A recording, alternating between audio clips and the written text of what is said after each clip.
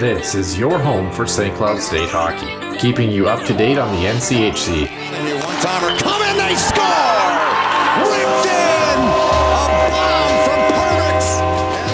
Women's WCHA. So Dana Rasmussen fires and she scores! Dana Rasmussen for the Huskies alongside The National Hockey League. Dwayne Kaprizov in for a chance to win it! He scores!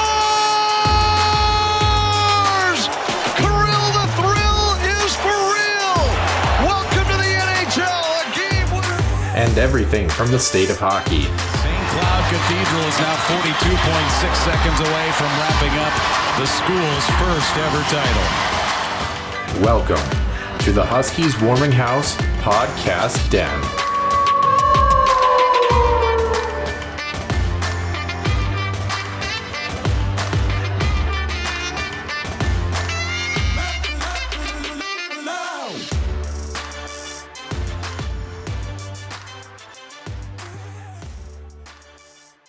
And welcome into episode number 141 here on the Huskies Warming House podcast, our second to last episode of the calendar year in 2022, actually. Nick Maxon joining myself, Noah Grant. We are excited to talk all things hockey. It was a tough week in the hockey world for St. Cloud hockey, actually, all things considered. Yeah. As we go through only one win and 4 total contests between the men's and women's clubs. We'll obviously dive into that because, as Chicken Little would say, the sky is falling, according to some, apparently. So we'll definitely touch on that. The Minnesota Wild have had kind of an up and down week, but overall have trended slightly in the right direction-ish. A couple of key performers standing out, a couple of key injuries, too, that have obviously changed some lineup things as well. And then our extra ice session, we're going to talk a little bit about poles versus pairwise and kind of talk, viewers and listeners through what they kind of should be looking for, how much stock they should be taking into everything. Obviously, the pairwise is math, but still kind of hard to figure out at certain points because of number of games played, strength of schedule. There's certainly a lot of factors that go into that too. So we'll definitely kind of try to dive into that as much as we can. And we start, as always, with Center Ice View News and Notes and the Huskies Illustrated Weekly Roundup. Center Ice View News and Notes. Center Ice View provides you with the best coverage of St. Cloud State Huskies hockey from game notes, recaps, photos, and more. Go to centericeview.com.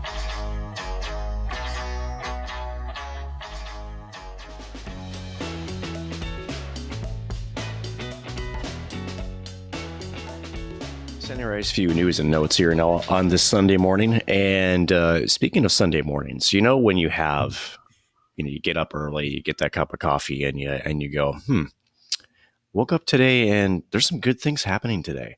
You just have that vibe. Well, for Shane Wright, Seattle Krakenford, he's headed to Canada, head of the World Junior Selection Camp.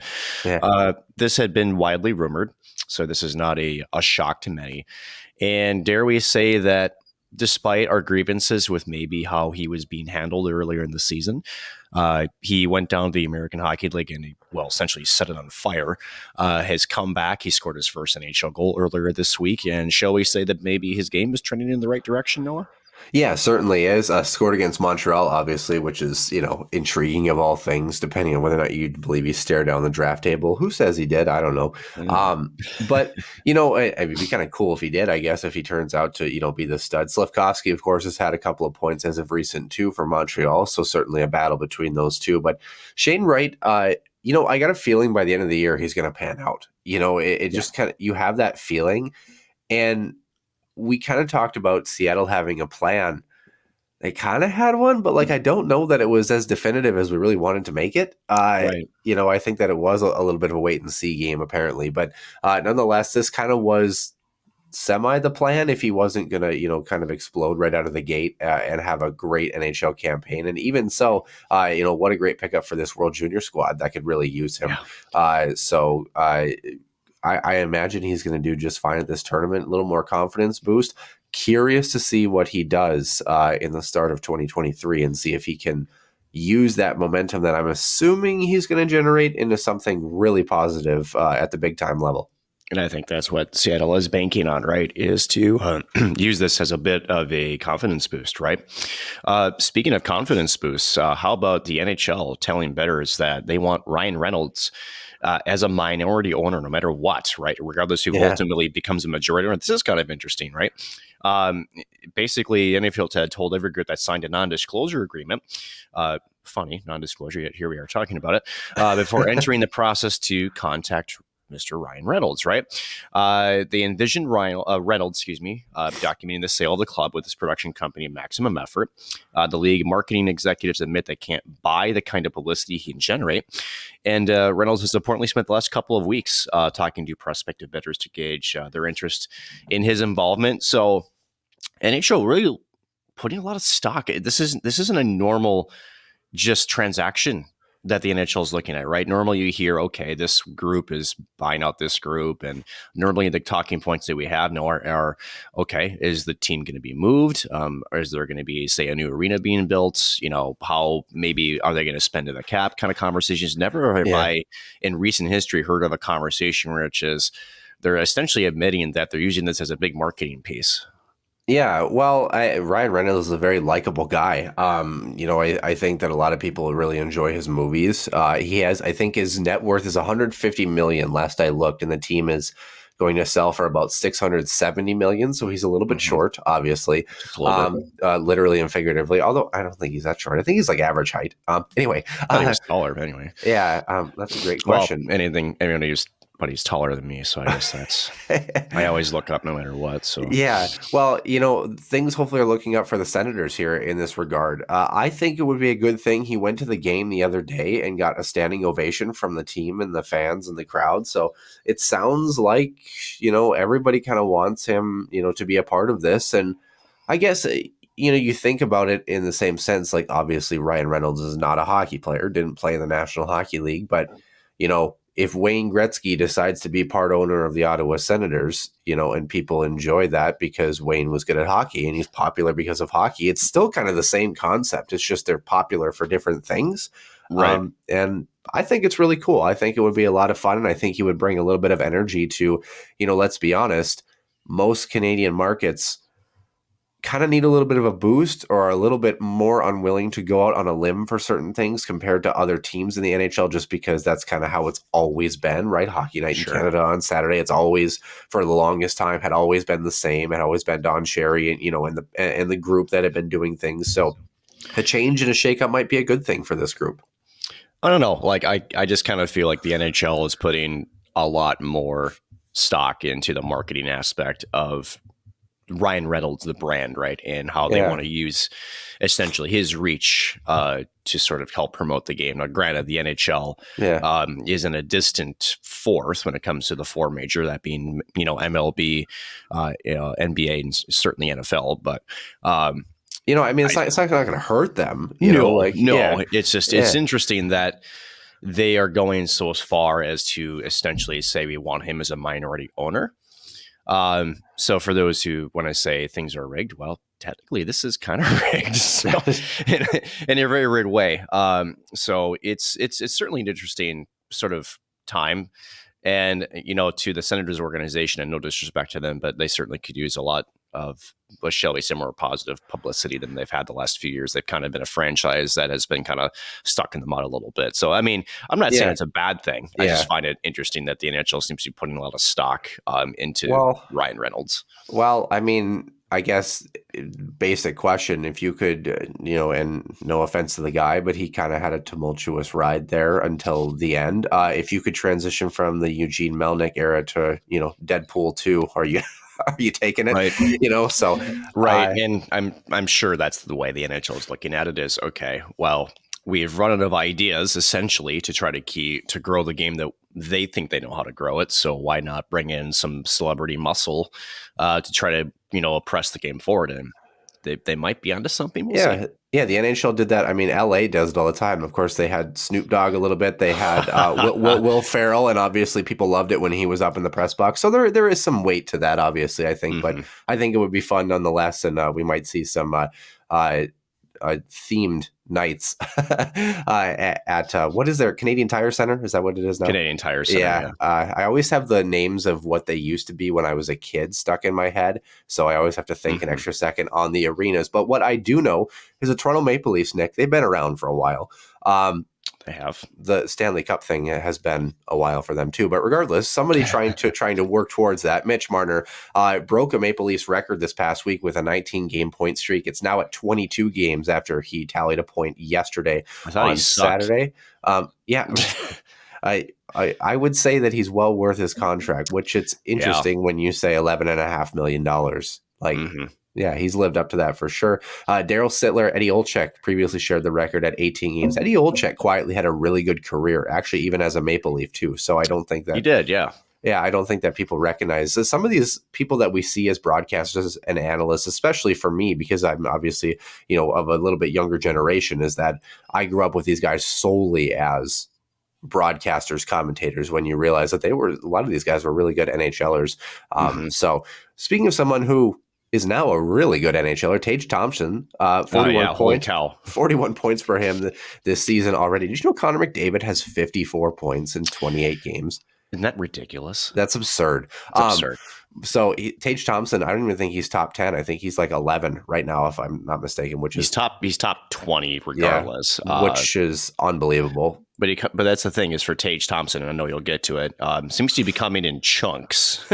Well, he's certainly he's just a different player, and he's a big, rangy player that has a lot of skill, which is something we haven't seen in a long time, especially on the forward side of things. Maybe like a Lindros comparison minus the physicality.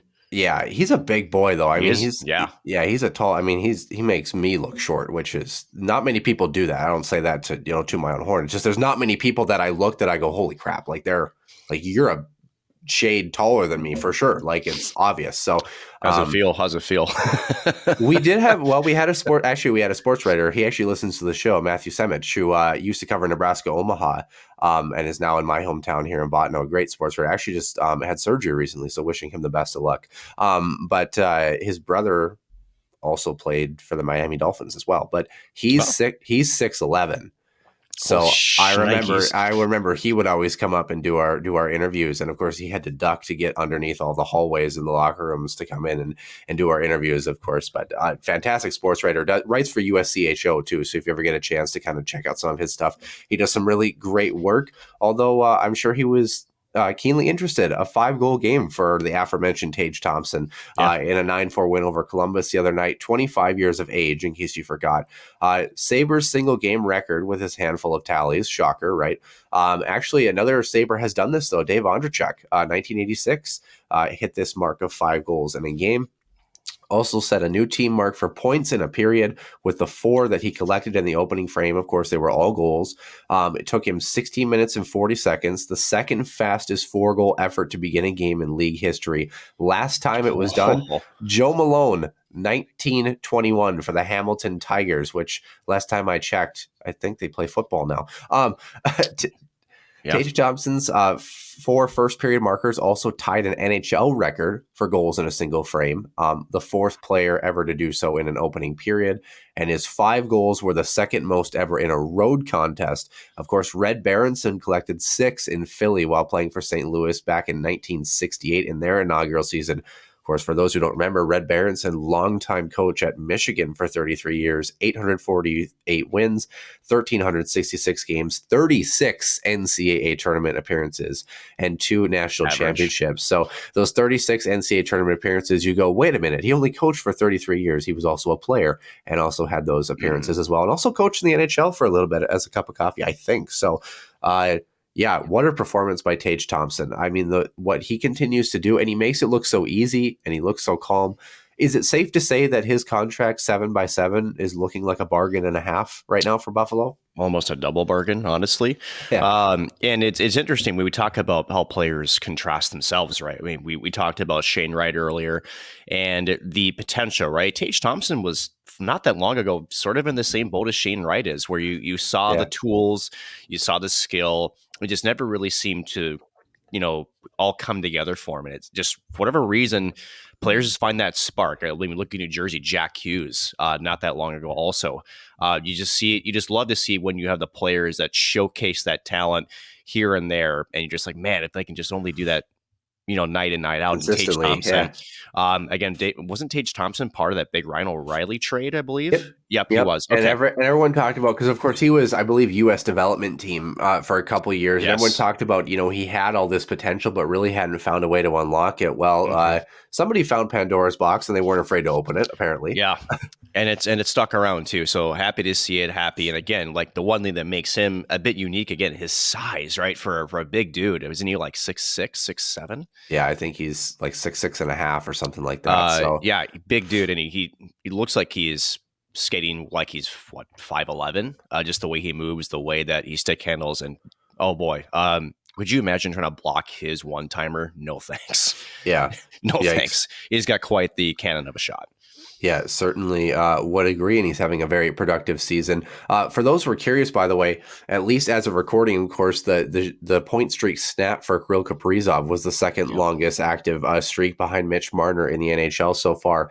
He actually sits around 10th in terms of total points on the season. So maybe Tage is up there in the top 10. I don't remember. But it was interesting to see the gap between him and Connor McDavid, and Tage Thompson's having an otherworldly season for the Sabres, who look very good in their alternate black jerseys, by the way, I must say. The goat head, yep. Yeah, certainly. Last topic here, injuries. Good news on the injury front. Chris Letang returning to the ice this past week, led the team in ice time after his stroke a week ago playing the Sabres, so wishing him the best of luck. Sounds like hopefully he's cleared and ready to go. Maple Leafs losing another body. Nick Robertson, 6 to 8 weeks with a shoulder injury. Yeah, he just can't catch a break in the injury bug either. Colorado, Nathan McKinnon will miss approximately a month with an upper body injury. And Montreal's Brendan Gallagher is out 2 weeks with a lower body injury.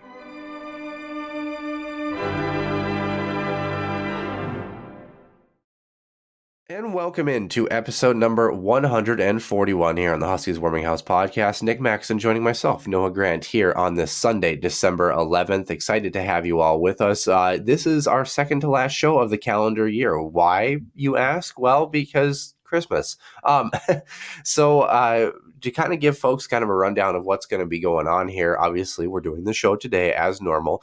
Although we have a lot of scores to recap, but next week we don't have really many to go through. So I think it should be a little bit more of a fun episode. So as far as next week's show, tomorrow, or whenever you're listening to this, on Monday at some point, I'm going to throw out a poll thread thing on Twitter. Not a poll, whatever, it would be a thread comment thing on Twitter, and we want to hear your fan questions. We're going to go through a fan question episode and really talk through all things. Ask us about the Wild, St. Cloud State, really whatever you want, and if it's appropriate, we'll definitely throw it out there. We'll try to get to as many or all of them as we can. I'm sure we'll get through them, but so we'll throw that out coming up on the 12th, December 12th, and then the episode will be Sunday, December 18th. So the question grouping will close probably on the 18th at 10 a.m. right when we start recording the show. So if you have a question about Huskies hockey, or 7 of them like Caleb usually does, we'll definitely walk through that. And then of course the following Sunday is Christmas. Actually, that Sunday is Christmas Day, so we're going to take that Sunday off. So we'll actually be off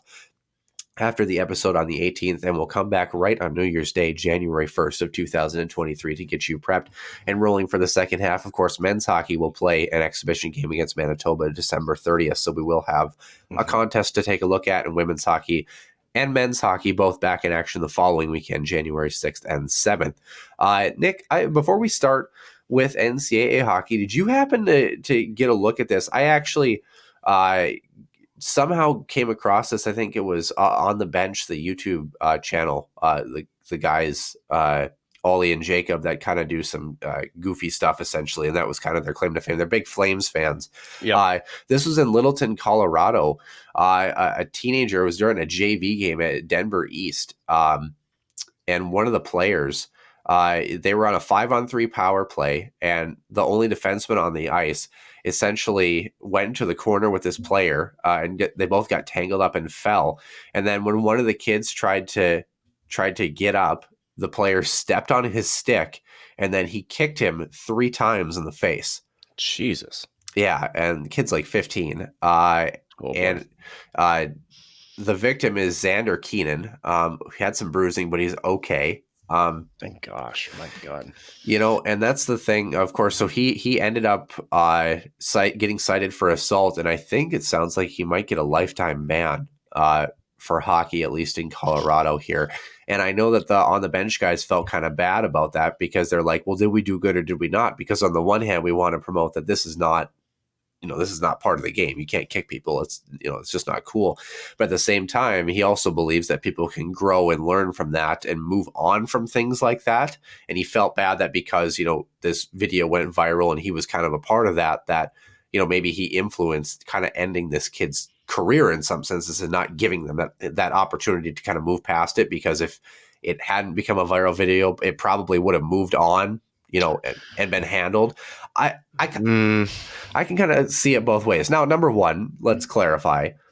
You can't kick people in the head, especially repeatedly. Like that's just not part of the game. Like there's no hockey player that ever goes through that plays the game the right way and says, oh, I'm going to kick you in the head now. Like that's never even remotely crossed my mind as something to do. Kicking somebody, stepping on them, anything involving your skates. It's just not a slew footing people, even, to a lesser extent. But I mean, how do you kind of see this? So I think I share shall we say, maybe the old man view of it. And that is, first of all, what in the absolute hell are you doing kicking somebody with your skate? And the fact that he only has bruises is lucky. You and I have both covered stories on this podcast of inadvertent, skates where it's cutting skin, and it's a potentially lethal scenario. Yeah. Imagine if that skate cuts an artery or one of your big veins in your neck. He's out of luck in 30 seconds. Yeah, it sounds like, and from what you can see, there is video of it online, so you definitely can look it up. But it seems like probably, I'm assuming he's kicking him with the top of the toe cap. On the top. It's incredibly dangerous play. Yeah, no, I don't disagree. I think I'm just trying to show people that he doesn't have his foot rolled over and he's not like pushing from the bottom of his skate towards somebody. Like he's kicking. I get that, but still, it's not. No, I'm not like trying to detract. I'm just trying to give people a visual about what to look at. Because I think when you say kicking, the mind like goes to, is he stepping on somebody? Well, I think it was more like a soccer kick kind of thing. So just so people kind of have that, in their brain. And imagine, say he on the follow through say he misses in the follow through, he comes up and cuts something. Yeah, right? Certainly. So, yeah. I don't really think that the folks who showcase the video should have any blame on this at all. I get where they're coming from, but at the end of the day, the idiot knucklehead who decides to kick a hockey player, step on a stick. I mean, granted, again, this is probably a side thing, but when your sticks are not costing you $350 freaking a pop, right? Yeah. Especially something. I mean, that stick is done, right? There's just, to me, if you don't want to face the consequences of your action like that, then don't do it, right? And don't tell me that even at 15, you don't know that that's just not okay, and that you could have inflicted incredibly, much worse damage. And you don't want to play the what if game, but in this scenario, that what if could be very, very, very bad. Yeah. Thought it was interesting. Kind of ran across it this week and figured we'd at least throw it in. Viewers, obviously take a look. Like I said, I'm not advocating for the kid to return or anything like that. I agree with you. It was incredibly stupid and dangerous and unnecessary. Like I said, it's one thing. I mean, we've seen it where we've had line brawls and people come across the ice and, hit somebody after a line brawl or they cross check them. And not to say that's obviously not cool either, and we don't advocate for that. But in the mind of a hockey player, you can kind of put yourself in that situation. You can see moments where you get frustrated and you kind of give somebody a shot with a cross check. You can at least kind of see it. Here, it's like you have to be very intentional about what you're doing in this situation if you're going to kick somebody. So certainly not advocating for that, and we'll follow the story. And if there's anything new, we'll obviously let our listeners know, I think, right? Yeah. I mean, and again, does he deserve a lifetime ban? I don't know. I would say no less than a year for sure. Yeah, certainly. And you kind of wonder, I mean, even throughout the year, right? I hate to say it, like, not to take anything away, because obviously we want people to enjoy the game, but like, he's playing JV hockey in Colorado. Like, my thought is he's probably not. No, I get it, but like, but then we just open up the bigger question, right? Sports do provide an outlet, a positive outlet for a lot of youth, and you kind of wonder if just maybe the Colorado High School League or whatever that made that decision, the governing body, looked at it as just like, my gosh, is it a liability issue? And that's it. That's why they left him. And I can imagine so, right? Yeah. Because I would think at 15, emotions are there, right? There's definitely some things that are happening. And like I said, frustrations boil over. How many times have we seen it here in, Minnesota high school hockey? But when you're kicking somebody, that's a different animal. That age is a tough one. I remember actually quite a bit the one year that I ended up officiating. That age was very prone to actually U19 girls hockey, and a lot of girls that end up pulling hair, that end up grabbing people by the ponytails and pulling them down. So, there's certainly actions that I think, we don't want to think about as being part of the game. But when you have that emotional flux that goes with being, in high school and, all the hormone imbalance, let's be honest. And obviously you're playing a competitive sport with knives in your feet and a club in your hand. Like it's pretty easy to get pretty riled up. So, it's almost like the Huskies Warming House podcast, but not that tense. You know what I mean? Sure. No. Anyway, college hockey, no clarity again.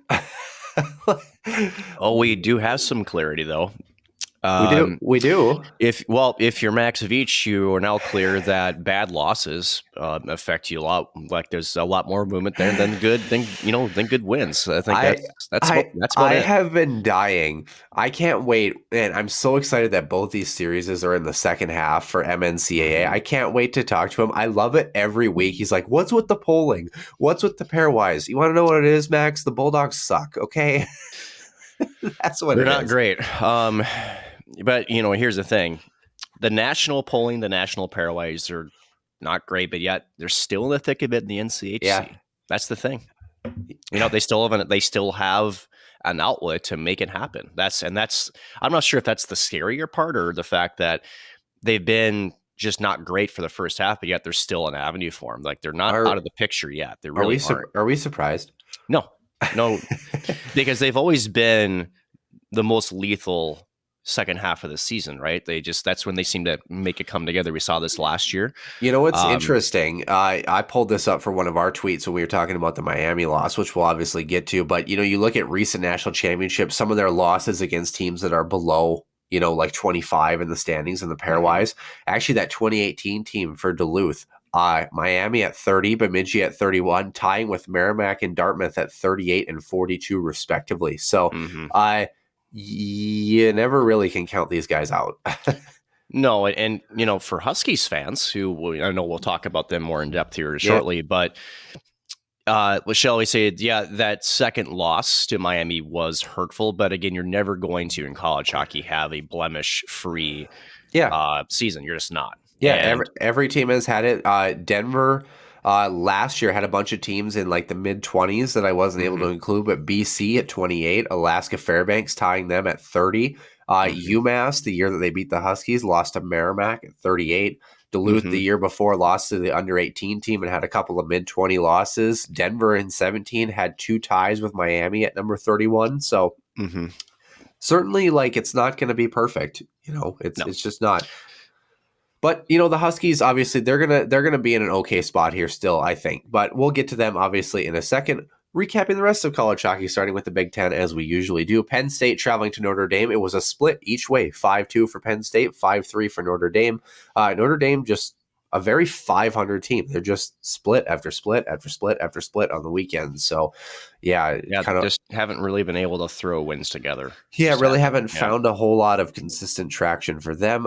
Michigan State, the Spartans winning 2-1 on Friday night, and Michigan winning 2-1 on Saturday. So a very good matchup. Pretty much, I think everything we anticipated out of this one. This Spartans team, they're a good hockey team this year. I think it's easy to write them off, but they have been good this year. Is it going back to, sort of that Big Ten blemish? I think for a lot of fans, I think a little bit. And I think part of it is the last couple of years, it's been, Minnesota, it's been Michigan in years past where they've sort of ran away with the Big Ten.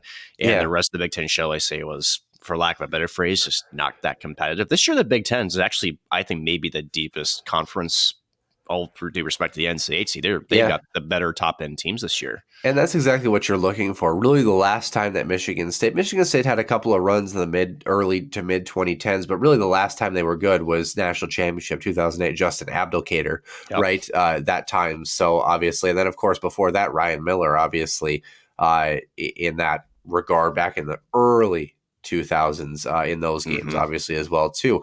Wisconsin, Minnesota, the Gophers taking care of business 7-1. Bit of a scare on Saturday at 6-4, but came back and clawed with six straight after going down 2-0 to get back in that hockey game. So Gophers continue to roll. They're the Huskies' next pairwise opponent, so to speak, coming out of break after the exhibition games. So look out. That should be oh boy, that'll be a heck of a series.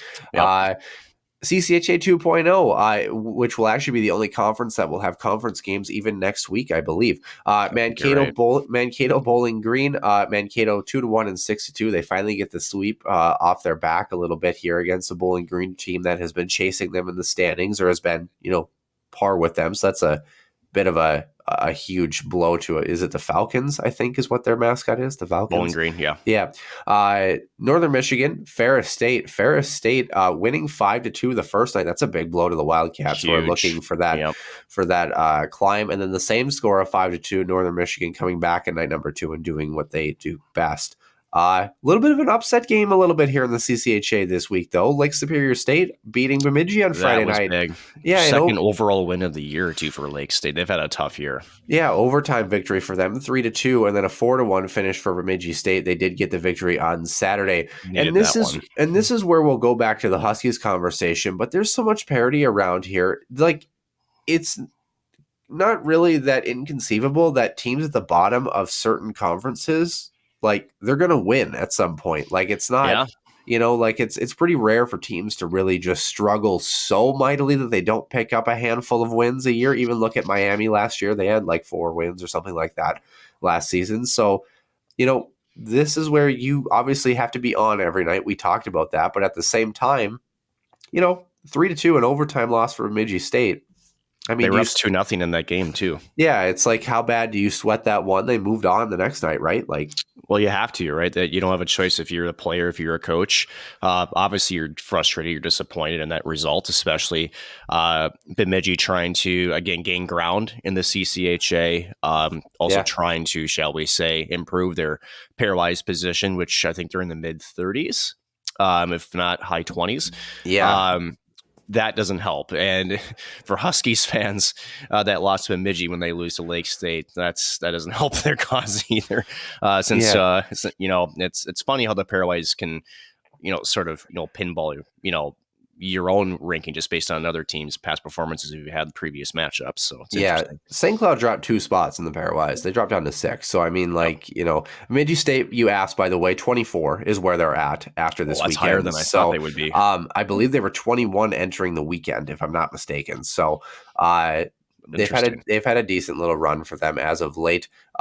Lake Superior State. They're like down in like 57. 57 out of 62. So, who's actually been giving people fits? We'll get to them in a second. Dartmouth at 60 out of 62 has been giving people some scares, to say the least. So we'll get to that, obviously, in just a few moments. Otherwise, moving on, no games in the ECAC to talk about, but Hockey East, we had 4 matchups. Merrimack and UMass played on Wednesday because Hockey East. Merrimack, 2-1 victory for them in that one. And then Merrimack had Providence on Saturday, and they won 3-2 in that matchup. So Merrimack continues to roll. Max Veach talked a little bit in our kind of private group chat about that too. And he's like, this Merrimack team, I don't understand why they're so high, and I take them in the tournament 10 out of 10. I don't know, man. Like, they they've given some teams, some good teams. UMass is a decent team. Providence is a decent team. Providence is decent. They're 13-4. They're third in the pairwise now. For those who are wondering. So I don't know. I just feel like I think it's easy to look at like these teams in the East that historically haven't been good and say, "Oh, I would take them all day long." But like teams can be good. Like they're allowed to be good just because they're not in the NCHC or the Big Ten, and they're not BC or BU, right? Like, yeah, and it goes to that East Coast versus West Coast style. I think little bit where the West Coast and Midwest style, a lot more physical, a lot more heavy hitting type style, a lot more grinding. Where obviously East Coast style, a little bit more possession, a little bit more freewheeling, I should say. For those teams, freewheeling, what the hell? But yeah, no, that's. I think that's maybe what he was trying to say, but still, Merrimack, when you can beat Providence, and as you mentioned, a few of those other better teams out east, they've earned that spot at number 3. Maybe they'll finish second in the pairwise and get Duluth, who sneaks in for conference wins at 15. Anyway, no way in hell, but okay. That would be unreal. Anyway, speaking of BU and BC, the aforementioned groups here played on Friday. 9-6 was the finish here. BC getting the victory. Talking about freewheeling. So 15 goals in that contest, and then BU will travel to UConn today on Sunday. So that will be the other one that we'll keep an eye on. Atlantic Hockey, Niagara traveling to AIC Thursday, Friday. How about this, Nick? A 0-0 overtime finish in which Niagara won in a shootout. Good thing you paid good money for that hockey game, huh? Growing up watching the Wild, and it's like during its inception, early 2000s, when they literally had no offense. So as a kid, right, I went to one of the first games in Wild history in November. It was against the Anaheim Mighty Ducks at the time. As a kid, right, you just want to hear the damn goal horn. It was a 0-0 tie. You know what? Well, actually, no. It was 0-0, and then it was, I think, Paul Correa that scored the overtime winner. So it was a 1-0 game. And there are certain games, and I know you've probably played in these, where there's some 0-0 games that have a lot of action, that have a lot of scoring chances, goaltenders staying on their heads, right? Yeah. I don't know if that's what the case was here. Are hard to know, but some are boring and some can be kind of exciting. I don't know. But that's why they actually play the goal horn every time the Wild come out on the ice, because of that specific reason, and because it sounds cool. Funny enough, I'm glad you mentioned that. So it must have been, it was the Paul Fenton era. It was the one year that Paul Fenton was in charge, whatever that was, 2019. Yeah. So it was December 2019. I went and saw the Wild play San Jose. They played Dallas, and then in the spring of that year, during spring break, they played San Jose again. Okay, the Wild got shut out against San Jose at home. Jeez, they lost with like 9 seconds in overtime to Dallas, and they lost 2-1. And the only goal they scored was with like a minute remaining to tie that hockey game. Yeah. Yep, and then when they played San Jose in the spring, they got shut out again. and that was the game that Logan Couture caught that puck and was offside, but then got a penalty shot, and they already took the shot, so they couldn't bring the penalty shot back because they had already taken the shot. It was already the next play or whatever. So yeah, I spent probably a good $500 to watch the Wild score 1 goal in 3 games. So like I feel your pain. I always feel like, I'm like, do I go to a Wild game? And it's funny, the other game that we went to in college, we ended up getting one of those ticket packages when we were playing in college and going through. They were playing New Jersey. They lost like 4-2 to New Jersey. And I think if I remember right, there was like 22 combined shots between both teams or something. It was like one of the lowest shooting games. Coaching both. Yeah. Jeez. I mean, it was just like, are you kidding me? So like, and of course my cousin who, is, likes hockey, but, isn't a hockey player, isn't like, in deep like we are kind of thing. He casually went to one game a couple years ago against Carolina. It was when the Wild scored the fastest 4 goals in a sequence in franchise history. I'm like, are you shitting me? Like, come on. So, yeah, you never really know. It makes you feel better. Went to opening night against the Rangers this year, and shall we say, one of the teams lit up the scoreboard. Yeah. So 3 goals in the first 10 minutes. I think the Rangers had a power play goal, then a couple more. It was ugly. It was not good for Wild fans. I mean, at least you got to see a lot of goals, I guess, in some respect. Funny enough, that's probably the only game that the Rangers actually have scored a ton of goals. They've had a weird season Yeah, this year. they came after. I mean, their first 2 weeks, they were pegged by a lot of folks that I think thought that they were going to continue to have the success they enjoyed, after last year, and they've just fallen apart. Yeah, It's been weird. Yeah, well, just feels like you want to punch something, right, Jacob Trouba? Anyway, or throw your helmet. Yeah. 4-1 AIC in night number 2, by the way, for a split on the weekend against Niagara. There were 5 goals in that game, which is more than 0 plus a shootout. Speaking of a lot of goals, the Alaska schools met up in Fairbanks this past week, and Fairbanks said thank you very much, outscoring their opponent 12-4 over the weekend, 5-2 and 7-2 respectively. UMass Lowell traveled to Dartmouth on Friday, barely escaping with a win here, Nick, 3-2 on Friday. And then Arizona State traveled to New Hampshire, 4-1 victory for the Sun Devils in the first game, but then UNH a 5-4 overtime victory in night number 2. So yeah, remember when UNH was a powerhouse back in the early 2000s? They were huge. Maine was huge. That was fun. That was a good time. And of course, that was the era of the silk jerseys too, as well too. Yeah, those look nice. Nostalgia. Yeah. What's on tap here as far as college hockey? We only have, I think there's only about 10, maybe 9 total matchups overall in college hockey, so we won't have much to get through next week. The main ones we pay attention to, we have got, I believe, 6 that we're going to look at here. Ohio State has Bowling Green and some non-conference CCHA Big Ten action. Other teams in action, Bemidji State, Mankato, Thursday, Friday. Michigan Tech, Lake Superior State, Ferris State, St. Thomas. So that means there's only one CCHA team that is off. I believe it's Northern Michigan. It'll be the only team that'll be off coming up for the holiday break here. No ECAC, Hockey East or Atlantic Hockey to talk about. We have 2 independent games going on here. Alaska Fairbanks will travel to Anchorage now for a non-conference matchup this upcoming week. I like that. The Alaska schools around the holiday break facing each other back to back. That's cool. I like that. And then Northeastern will travel to Long Island on Sunday of that week for a non-conference matchup. So, yeah, we'll recap, obviously, the very abbreviated recap as we get to our fan questions, which surely will involve the next round of participants here. NCHC roundup here. Duluth hosted Denver, the defending national champions coming to town. And as Caleb Peabody alluded to, where was the attendance? Which is, I think that's funny. He just loves to razz him. I love it. Denver, a pair of overtime victories for them. 3-2, 4-3. The Dogs picking up points, but just can't quite get over the hump. We talk about this Duluth team saying that, they're not the greatest. They had an okay showing against Denver. You say what you want about the officiating. I think there was a lot of frustration on Friday about the officiating. But I always think about it this way. Officiating notwithstanding, you still got to play the game. Huskies fans learned that the hard way on Saturday. You still got to take care of business and play. You're still on the same ice sheet, and you still kind of have some control over your destiny a little bit. Is there some adversity? Yeah, but Duluth talks about being robbed of so many pairwise points. Well, at what point does a trend become a habit? Well, at one point, I mean, do you hate the player or you hate the game, right? Seriously. Seriously, unless you're watching our podcast, then you hate everything about us, right? Exactly. But I mean, this Denver team certainly is good. I would say St. Cloud is still up there, but I would say as far as the 2 teams that are head and shoulders above everybody else, I think it's Denver from the NCHC and Minnesota from the Big Ten. Those are the 2 teams that I look at that I go, I wouldn't want them at any point this year. Right. St. Cloud, you'll take them in a one-off right now, I think. I think there's still some growth to do. I think they'll be just fine.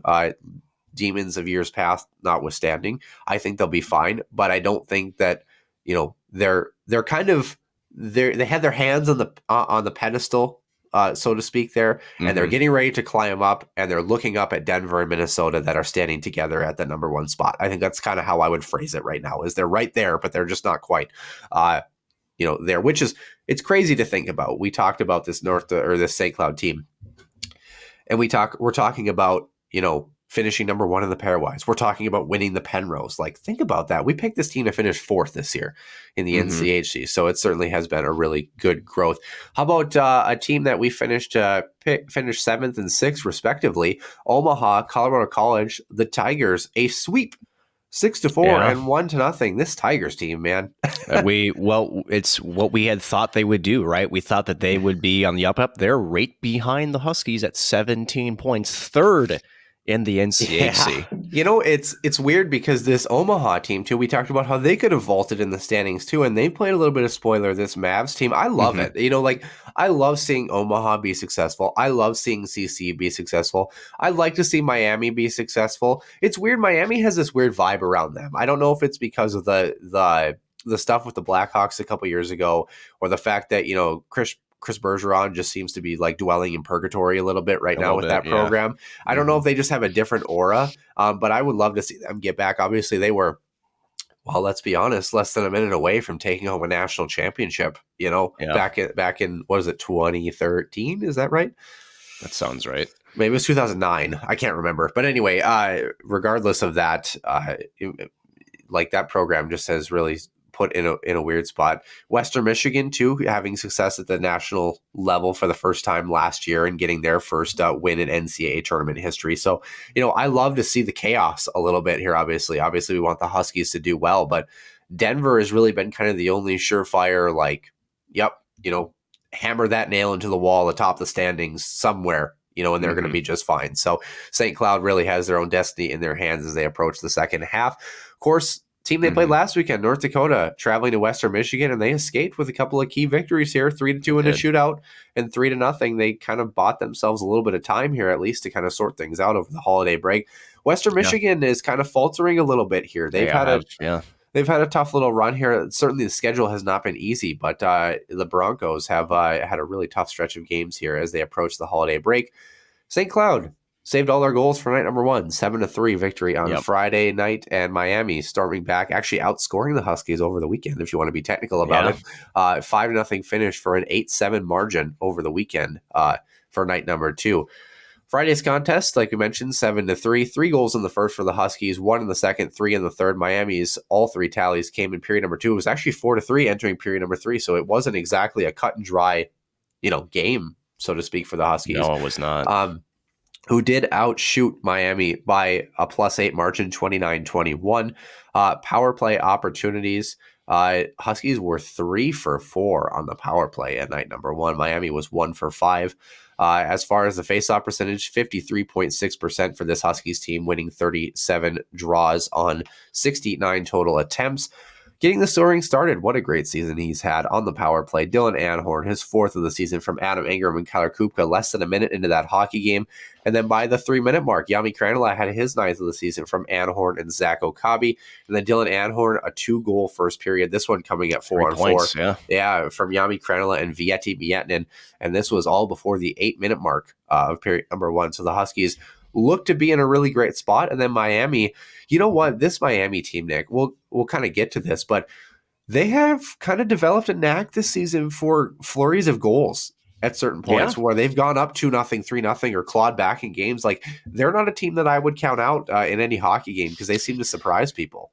And that's the big difference we noticed from them compared to last year, right? Is that they're not, I mean, you could see it last year, and I think even the year before that, right, Noel, which is you had where they would get down early, and let's just talk the series last February up in St. Cloud, right, where they, for all due respect, they got pummeled, right? Yeah, they packed it in, basically. They packed it in. You could see it, and as a fan of the game, and as someone who's been on in that situation too, you can see the players look like they've nailed it in, right? It didn't make those wins fun, right? Regardless of the score, right? You kind of felt bad for them. This year, they're getting down early and they're not doing that. They're actually going, okay, well, we need to wake up. Our starts are crap, but they're not going away. And they've been able, like you've mentioned, to keep things interesting. And I think for Huskies fans, and I know that, the world is on fire as we speak, according to many in the Twitter sphere, it was like, what are the Huskies doing? I'm not sure if it was completely the Huskies pulling off the gas. I think you can maybe argue that a little bit, but Miami also just isn't going away this year. And that's actually a good thing to see. And they have the goaltending. That's the one thing is like, we talk about this. Doesn't matter where you are, like beer league, especially, for example, if you have goaltending to keep you in a game, anything can happen. Yep. So as far as Miami, timely goals, 26 seconds into the period, and with 13 seconds left in the period, John Waldron, a hat trick for him, 4, 5, and 6 in the middle frame. encapsulated with Vieti Miettinen making it 4-1 from Andre Treyball and Zach Okabe. His hat-trick goal was actually unassisted there, and it was 4-3 entering period number 3, and the Huskies took control. 2 power play markers from Kyler Kupka and Zach Okabe. Jami Kranila scoring again in the middle of that. Vieti Miettinen, a multi-assist game for him. Adam Ingram, a multi-assist game for him. Jami Kranila had, I believe, 4 points. That 3. sounds right. Mm-hmm. 4. It is 4, yeah. And then Jack Peart, the other assist with Grant Cruikshank, who was a little bit quiet this weekend. You know, and we talked about this, right, Noah? Or at least, you know, it's he has been phenomenal.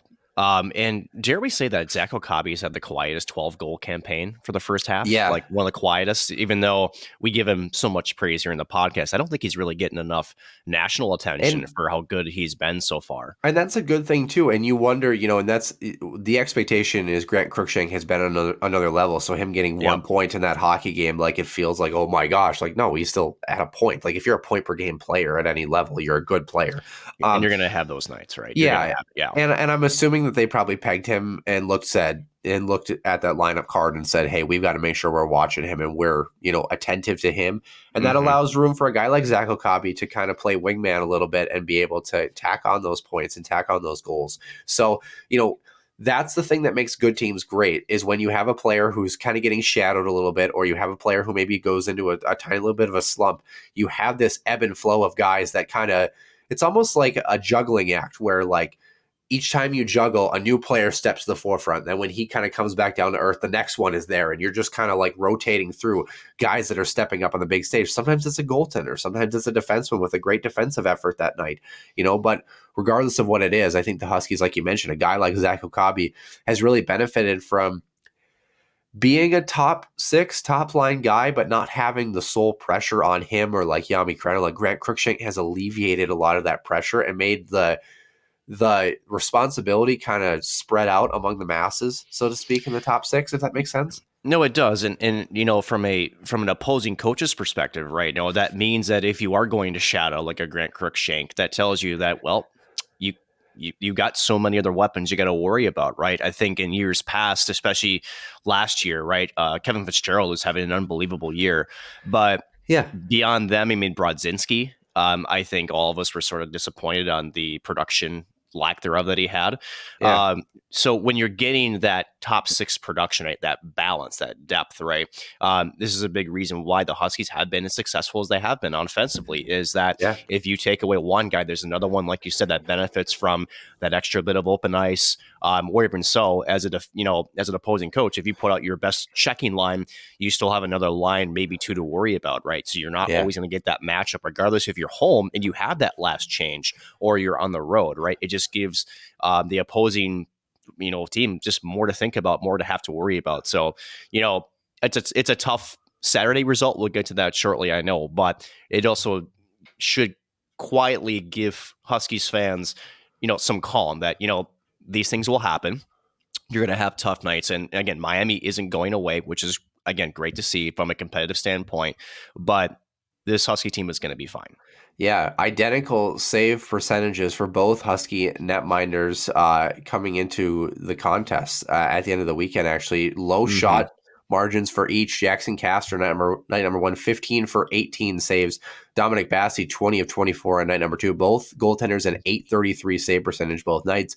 First night, Ludwig Pearson, a .682 save percentage, and responded with a 1.0 in the second night. So 5-0 finish for Miami. They finished with 4 power play goals, 3 of them coming on that major penalty to Brendan Bushy. Waldron tallying another goal this weekend, and then an empty netter for Miami to cap off that hockey. Of course, that 4th power play goal coming when the Huskies were pressing pretty hard, obviously. St. Cloud had 18 shots in period number 3 compared to 5 for a 36-29 margin for them. As far as power plays, obviously Huskies, no goals on 4 chances. 4 for 7, the Miami Redhawks were able to capitalize. Their special teams has still been effective. And as far as faceoff percentage, 56.1% for the Huskies, winning 37 of 66. So this... You know, I think it hurts. Let's talk about, first of all, the Brendan Bushy hit. We went back, obviously, and looked at it again just to make sure our eyes didn't deceive us. It was a high hit. You know, it was warrant full of a major penalty. I mean, it was contact to the head, elbow up, chicken wing, whatever you want to call it. I mean, it was the right call. This Huskies team, minus maybe garbage time at the end of the third period, let's give them, I would say for sure the Huskies played 50 minutes of solid hockey in this hockey game. Mm-hmm. And really, if they could have gotten one in the third period, they hit a post or two in the third period. They had chances to get back in this hockey game still. And that shows how good this team is. Their power plays, both of them move the puck really well. Good puck movement. First power play had some really great chances, especially. I think Miami kind of keyed into the second one in period number 3. Mm-hmm. But nonetheless, St. Cloud kind of flexed their muscle a little bit in this hockey game. You look at the score and you say 5-0. Are you kidding me? Yeah, they had a really tough 5 minutes. They had a really tough time on that major penalty kill, and that certainly needs to be better. We're not here to sit here and say that like it was good, because it wasn't. Ask Vegas how San Jose major went, right? It's identical, and it's tough how a blemish like that. If there's we've talked about this team, what their weakness has been. If there's been a weakness now, it's probably the PK, right? That has to get cleaned up. Yeah, certainly would agree. And this is a team that, like I said, even when they were down, they still showed me they were dominant in period number 3. Forget the 2 goals. Yes, they gave up a power play goal. Essentially, when they took that penalty with like 4 minutes left, you kind of feel like, okay, the game's finally kind of over a little bit. And then you tack on an empty netter. The Huskies pushing till the end and obviously giving up the empty netter. So I don't know how much stock I take into this. There are certainly some things we talked about, even in the North Dakota series. There are certainly things that the Huskies need to clean up, where they need to make sure that they're kind of stopping the bleeding a little bit and making sure they're limiting the damage. And, because here's the thing, if St. Cloud keeps an opponent on the power play or in a stretch to 1, maybe 2 goals in a given stretch or a given period, they're going to be just fine. They've had the offensive firepower. They've had the goaltending. Otherwise, you can't really fault the goaltending this weekend. No. There's a lot of things where if the Huskies just stay in hockey games, now they're a good enough team where they're going to probably end up on the right side of the result if they're just in hockey games and keeping the score close or even. So, this St. Cloud team sits 3 points back for Denver first place in the NCHC. And that's where we need to take perspective. In fact, Denver and St. Cloud are both 14-4 on the season. Conference play 8-2 versus 7-3. St. Cloud, had they won yesterday, would have been tied with Denver, for Penrose standings. And I don't actually know who would have the margin. I believe the Huskies have more. Denver would have been, right? Huskies have more goals for. They both split. Okay. Although St. Cloud's victory was an overtime victory, so you might be right. Denver might the regulation win. Yep, Denver might have the edge, but nonetheless, this is where, and I tweeted this. We're talking about the Huskies winning the Penrose this year, right? Think about that. Yes, does this one sting?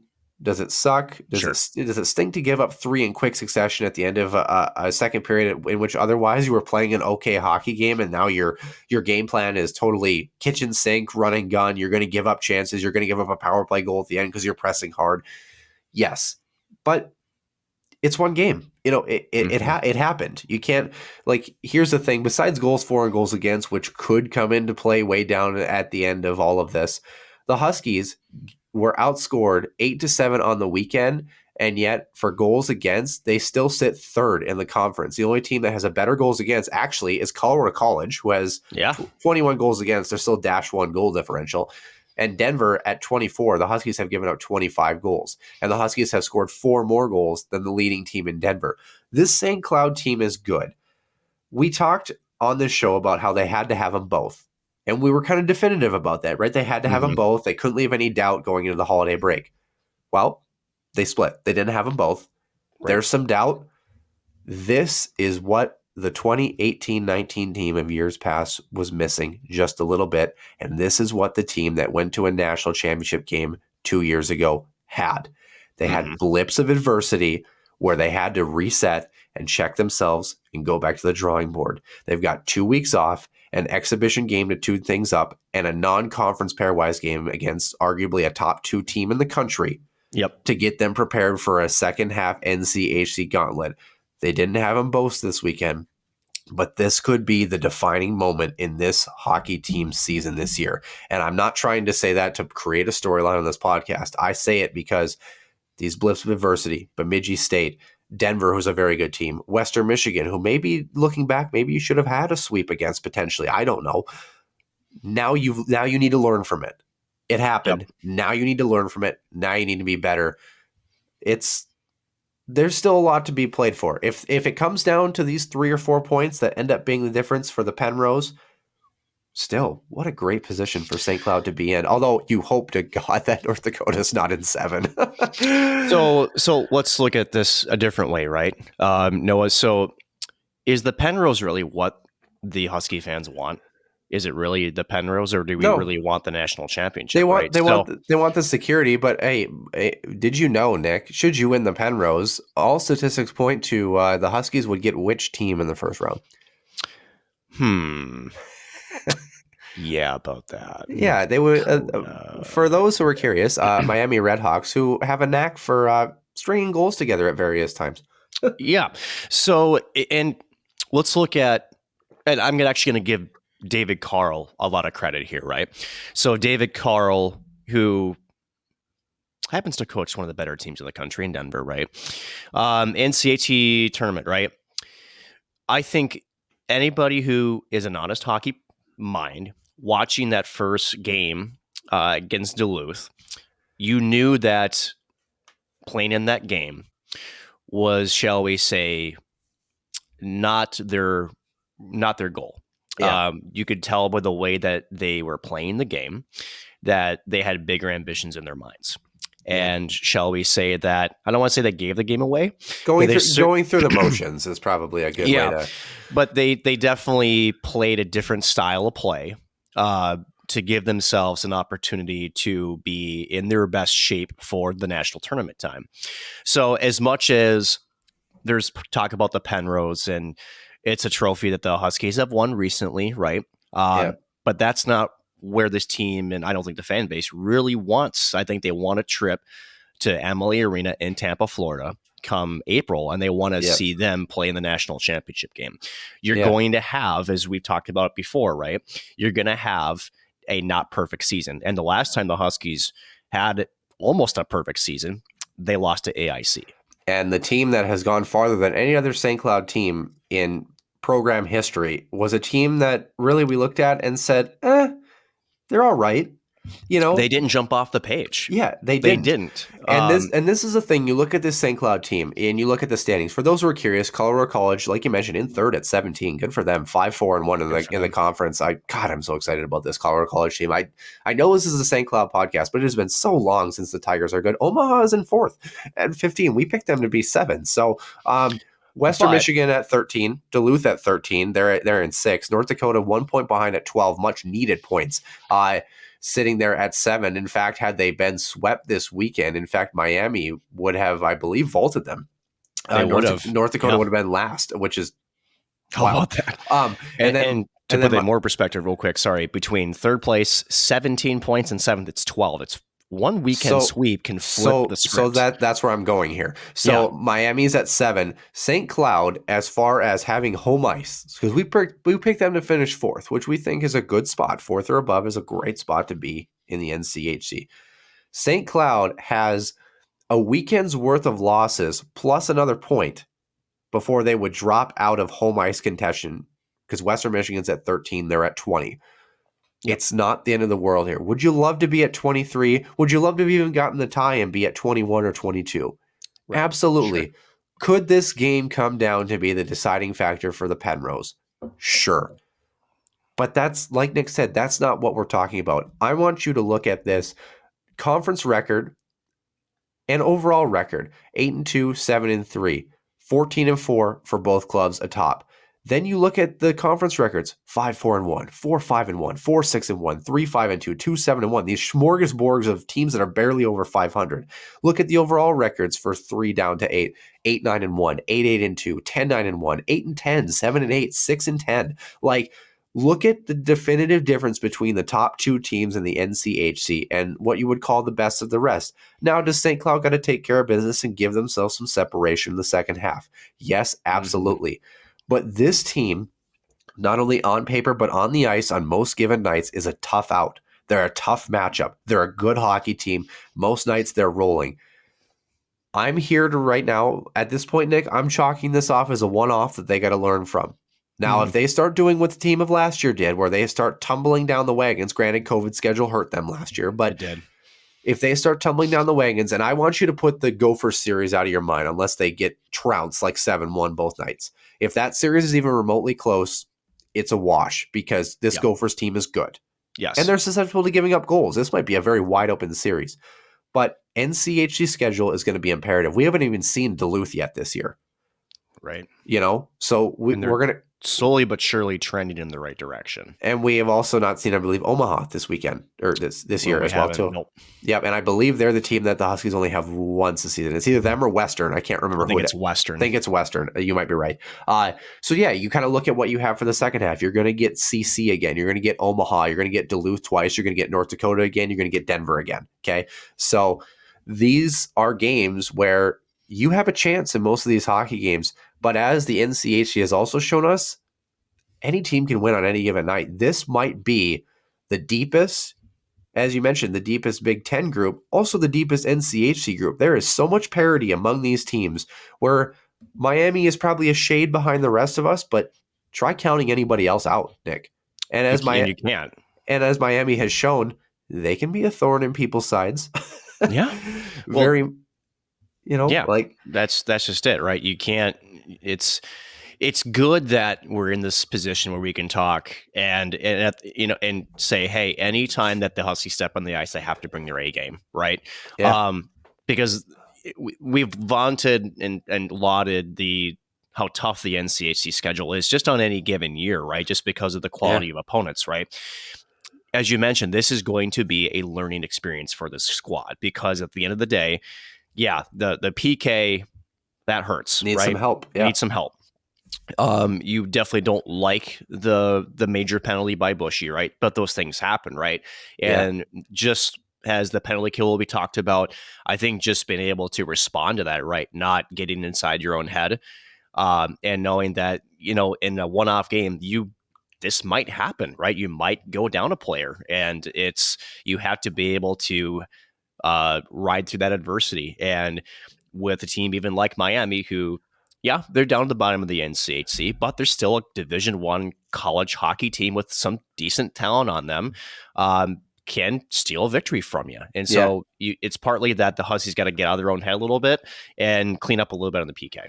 And you know what? Things happen. Think about that. They gave up 4 out of 7 power play chances this year that ended up in goals. They're still at 80.5%, which is not terrible, for the PK. And their power play is just a shade under 26%. So like this team has room for growth, and they have a great foundation right now. They have a great foundation.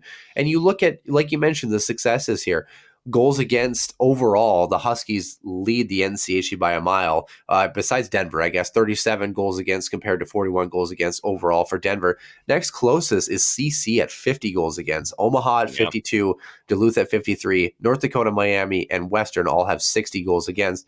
And besides the blip of Western at 77 goals for, Huskies are sitting second at 66, followed by North Dakota at 65, Denver 61, and then a couple of teams at CC's at 47, 42 for Duluth, and 41 for Miami. So there's a lot of flux here, but you can definitively say that this Huskies team is good. And as we move over to the pairwise here, Nick, they're sitting 6th. They dropped 2 spots. Penn State jumped over them. Denver actually is down to 4 because of how good Merrimack is doing. And Quinnipiac has kind of moved up a shade as well, too. So 6th is not a bad place to be here right now. BU's right behind them. UConn at 8, Michigan State, Wolverines, Michigan at 10. Yeah. So UMass, Ohio, Harvard, UMass, Lowell, Providence, Tech, round out your top 16, Notre Dame, Cornell, RIT, and Mankato in your top 20. It's weird. It's hard to figure out. BC's at 21. Western and North Dakota sit at 22 and 23, followed by Bemidji and ASU, who ASU has really kind of taken little baby steps back down this order right now with the losses that they've had. Other NCHC teams, Miami is now at 35, so Huskies obviously keeping an eye on that one. Really, you want to know the biggest adversity, I think, for this team heading into the second half? They've got Duluth 4 times, who's at 38 right now. Yeah. That's a group that you don't want to drop one to. Colorado College is at 41. Somehow. Yeah, so And this CC team is much better. And think about that. They're last for the NCHC teams in the pairwise, and yet they're third in the NCHC standings. It's been a weird year. So, Nick, what would be, before we move on to the women here, what would be your advice to Huskies fans who obviously have hit the panic button, obviously see the box score and go, "Are you kidding me?" What do we say? What do we say to them? How do we encapsulate this? Besides relax, which we love to say, but right. Don't, first of all, get off the ledge. Don't jump. Number two. So you're telling me that, just to make sure we're clear, that people are panicking over a 14-4 team overall that sits second in the league in one of the toughest college hockey leagues in the entire country, and people are panicking because of one loss. That's what you're telling me? I am. Oh, okay. So have you heard the phrase Husky fandom? I think I've heard of it. Yes. Apparently it's a chronic disease, but so it has I guess elements of bipolarism. Anyway, so elements. We are the textbook. We are the DSM-5 manual on this. Yeah, sucker. No kidding, right? Here's the thing: your first half for Huskies fans, you're only halfway done. You still got half of the season left. You've got some tough opponents coming up. One loss will not define your season. You still have 14 wins. You've got 3 other losses. Again, we talked about being 14-4. You're sitting 6th. You're in the top 10 of the college hockey rankings. You want to be in that top 10 or on the Christmas holiday break, because almost top 5. Yeah. And at the end of it, as long as you keep doing what you need to do, you're going to continue to cement yourself in that top 10, right? So you again, just like how the players and the coaches themselves, they're going to forget about yesterday. They already have, right? You have to. Huskies fans have to understand and be like that. It's going to happen. Now, Huskies fandom, apparently the symptoms are, wait, hold on a second. I think I got it. Continuing to, I guess, wallow in one's misery, even though it happened 24 hours ago. Oh, got it. So what you mean is get over it. That's what it is, right? So, I mean, and I say that with all due respect to Huskies fans. I really do. It doesn't look great because it's the worst team in the NCHC. Right? Really, I would say, I mean, it hurts NCHC wise. Really, I think the only loss the Huskies have had this year that you can definitively say, geez, they just did not play a good hockey game from start to finish was Bemidji. Yep. Everything else, like, it was 0-0 with 5.5 minutes left to play in period number 2 last night. Yeah. So at the end of it, you know what? And again, you have to be thankful that these are happening now. Yeah. And that's the other thing, right? You don't want this in February. You certainly don't want this in March. You don't want this end of January. Right? Has that happened in March before? It may have. So, you want to be playing the right way. And again, you take away the major on Saturday, I think this is an entirely different hockey game. Or if you keep the major and you give up 1. I mean, the Huskies... Right. Like I said, they could have scored at least 2, if not tied that hockey game in period number 3 the way they pressed. I mean, they were dominant in period number 3. Hopefully Jolie Molinar is also okay, by the way. That inadvertent knee-on-knee contact. Yeah, that it just didn't look natural. So hopefully we get some good news on him as well. But one final thought, though, Noah. And that is, at the end of it, you know what? It's sometimes not that you look at the score bug, right? I think we all are shall we say, we've been guilty of that. Yeah. It's how it happened, right? And again, if you're pressing, so the Huskies didn't pack it in. They put 18 shots on goal in period number 3. Right. And you're going to have games sometimes too, and more frustratingly so, where maybe it's a 0-0 game and you're being dominant in puck possession. You're out shooting your opponent 40-10 and you just can't buy one. The goaltender, again, Miami has a good goaltender, Ludwig Pearson. You can't buy one. So you talk about, by the way, we keep referencing this game, Western Michigan losing to Alaska Anchorage. Alaska Anchorage is like 3rd to last in the pairwise this year. Yeah. And that's a big reason why Western Michigan is been kind of, shall we say, it's been kind of in the middle, an anchor of where they sit in pairwise and Anchorage. Anyway, for those who are curious, St. Cloud is obviously off. Western, Duluth, North Dakota, CC, Omaha, Miami are also off. That's 7 of the 8 teams. Lindenwood will travel to Denver for some non-conference action next weekend. That's the only NCHC matchups that we have going on. Women's side here. Oh boy. Hate to say it, Nick, we're not going to spend a whole lot of time on this one. This sucked. Wisconsin, first of all, traveled to Mankato, 5-2, 5-1 sweep for the Badgers. No surprise there. No. St. Thomas traveling to Duluth. Duluth winning 8-1 in night number 1, and the Tommies a shootout win. Yeah. 2-1 in night number 2. This is a big deal for Huskies fans, by the way, who are trying to chase Duluth down. This is, I believe, the first win of the season for the Tommies this year. I believe so. Yep. Congratulations to them. It wasn't a shootout, but whatever, chalk it up. And we don't like the Bulldogs. So Ohio State and Bemidji State were the teams that were off this weekend, and St. Cloud had a home and home against Minnesota, and it did not go well. Outscored 15-0 over the weekend, 6-0, 9-0 respectively. Let's just run you through the deets here as far as statistics for these games. Friday night, outshot 40-14. Yikes. 1 for 3 on the power play, though, for the Gophers. So the PK has still been solid for this group. I think that's probably one of the, what's ironic is the women's team needs to teach the men's team a few things, and the men's team needs to teach the women's team a few things about the opposite yin and yangs here a little bit. But face-off percentage, 34.4%, 21 for 61. 15 stops on 19 shots for Sonia Hola, had a 7.89 before JoJo Chobak stopped 13 of 15 for an 8.67. Vetter on the other side, of course, had a 1.0 both nights. Saturday's contest, 44-15. Margin gets even worse. Gave up 1 power play goal on 4 chances, though. So again, PK, in a 9-0 game, doing largely what they had to do. Right. Better face-off percentage, 23 for 52 at 44.2%. 13 of 16 stop for JoJo Chobak for an 8.13 here. This Gophers team has supposedly got about 4 or 5 injuries, but they seemed a little upset about the Hall of Fame game. I think so. Yep. And I don't know if they listen to this podcast, but they're probably sick of us saying that, St. Cloud was in the same echelon as them. I still think this Huskies team has a little bit more to prove here. I agree. Let's be fair. St. Cloud was not even in the same stratosphere this weekend. No, they were not. It just was not good. So before I get your take on this here, Nick, I just want to run people through the standings here so they know.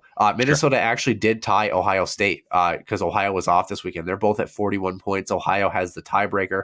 Wisconsin right behind at 37. Duluth now jumping up, but getting halted slightly this weekend at 22 points. St. Cloud has now dropped into that 5th place spot at 19 points. Mankato behind them at 16. St. Thomas actually vaulting Bemidji State now at 4 points here at 0-13-1.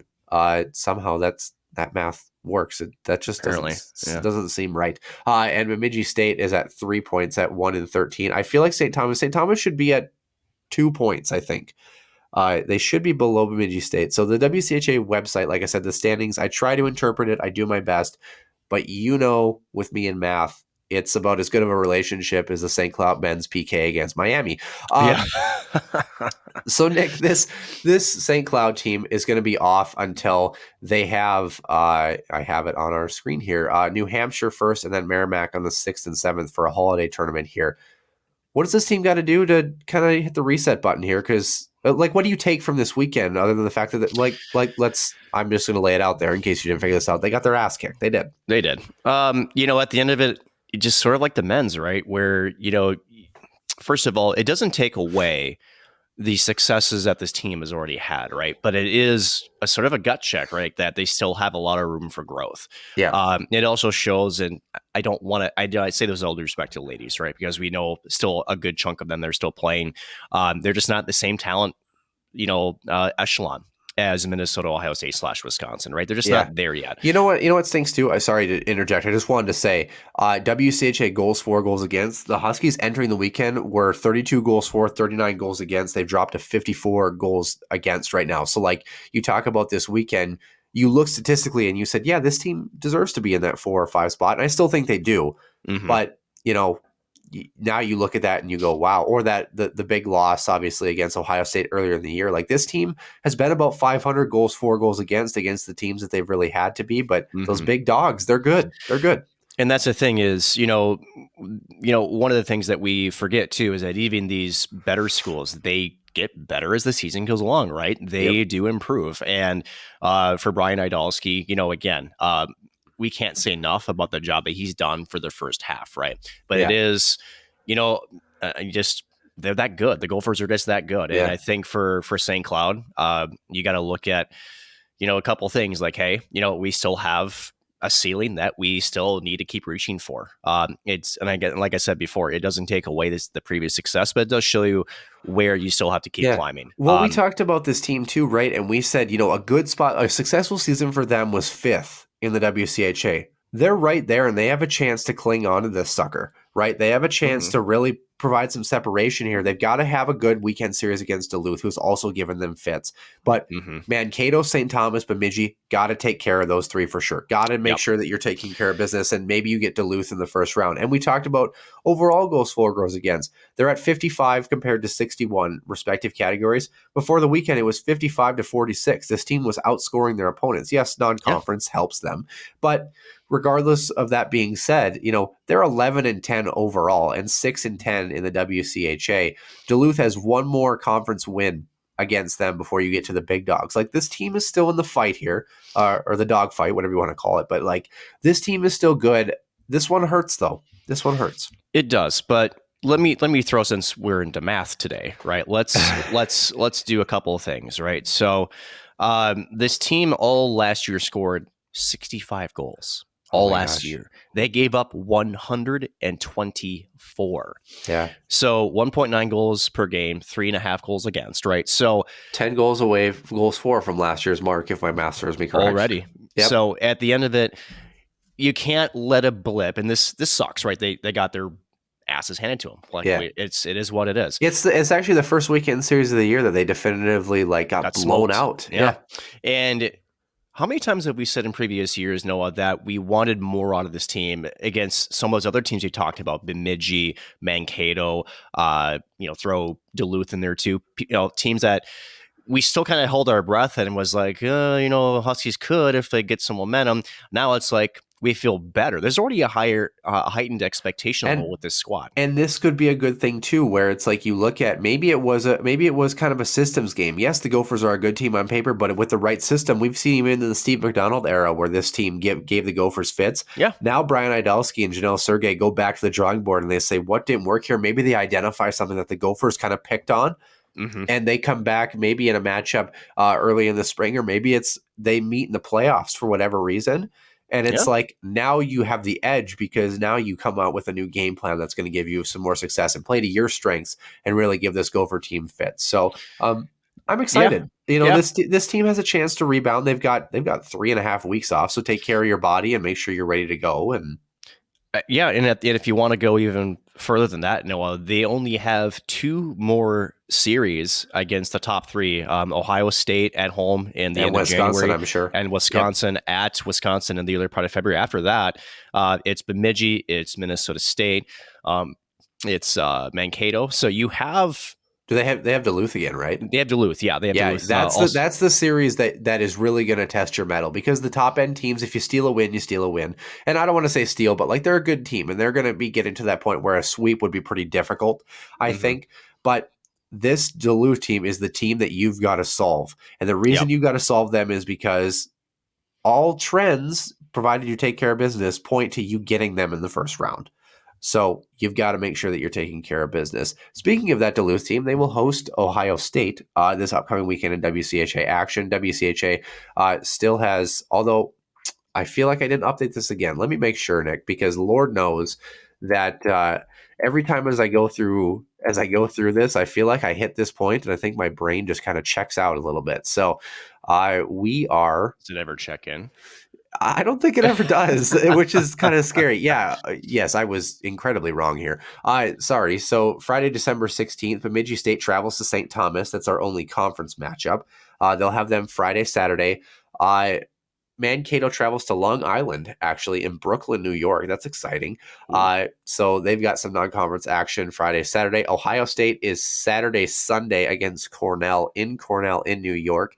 And then the next action after that will be Ohio State the 30th and 31st, that Friday, Saturday. Ohio State will get Lindenwood, and Wisconsin Saturday, Sunday will get Quinnipiac before we really reset January 6th and 7th to go back at it for the women's side of things. So I knew I was wrong.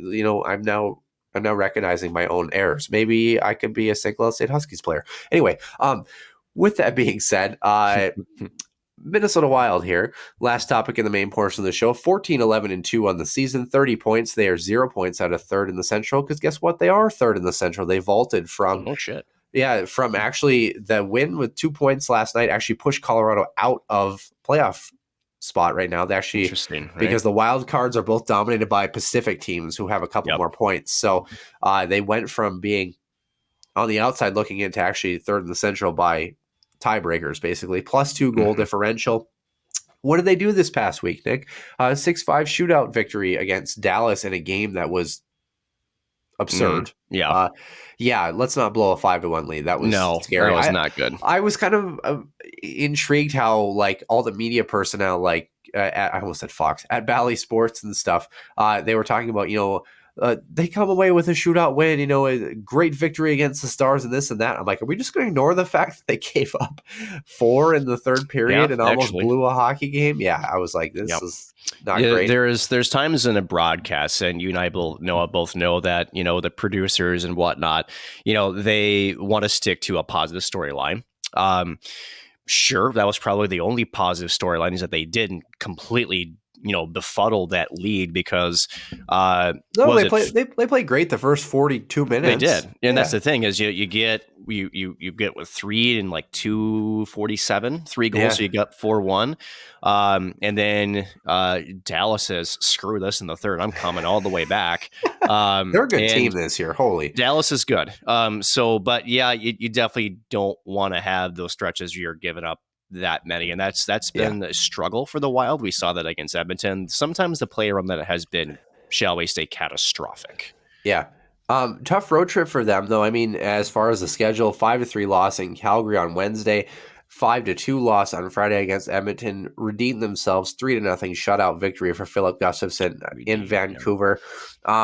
You look at what's on tap. They have Edmonton at home Monday, Detroit at home Wednesday, Chicago at home Friday, and Ottawa at home Sunday. Actually, 4 games again this week. I mean, it doesn't get any easier schedule-wise.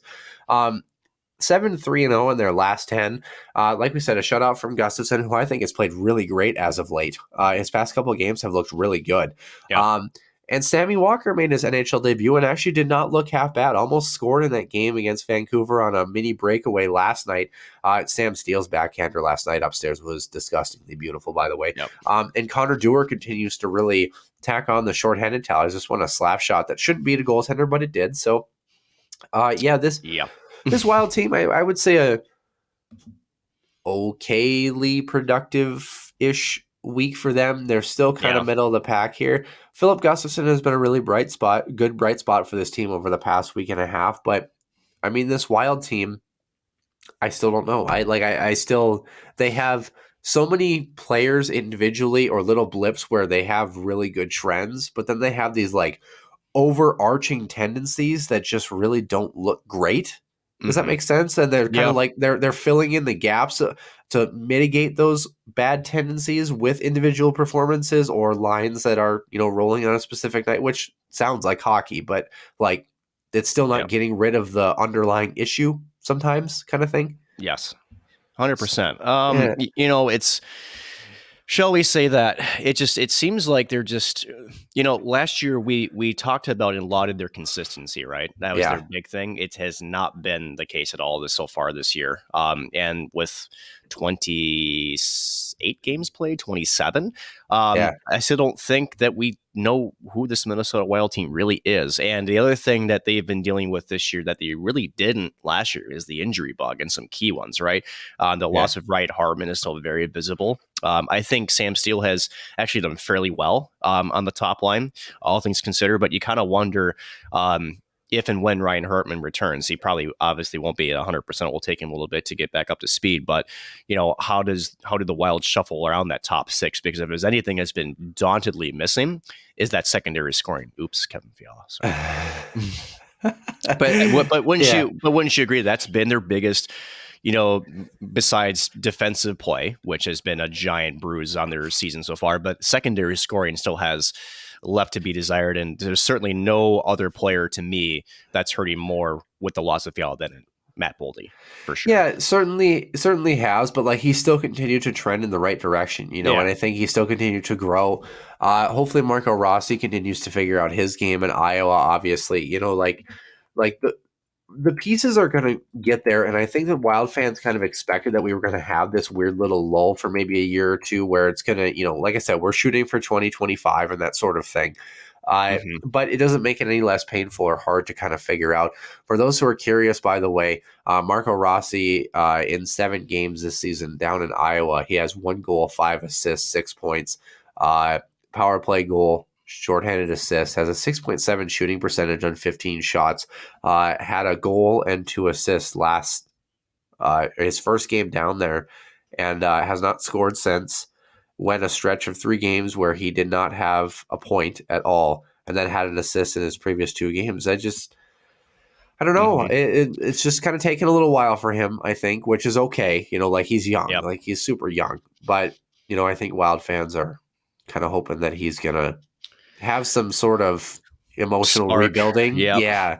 I think the other thing too, that we have to talk about too is, you talk about playing for 2025, but they might get some more relief even as early as next year, right? Yeah. Because I know anytime that I hear cap projections going up, especially after the COVID, essentially the freeze on the hard cap. Yeah.